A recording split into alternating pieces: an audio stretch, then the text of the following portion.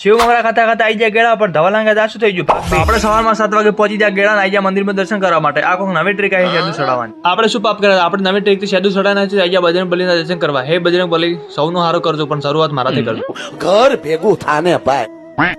ગેળા આયા હોય નાવ ના કરે લાગે જ કે ગેળા આયા છે.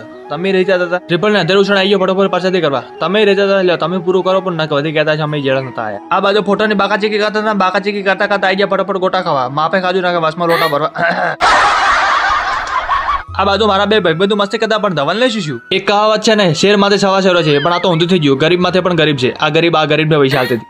मतलब ये जो फिर वही बात आ जाएगी, जो गरीब हो ना आदमी, यो साला अपनी आदत से गरीब हो.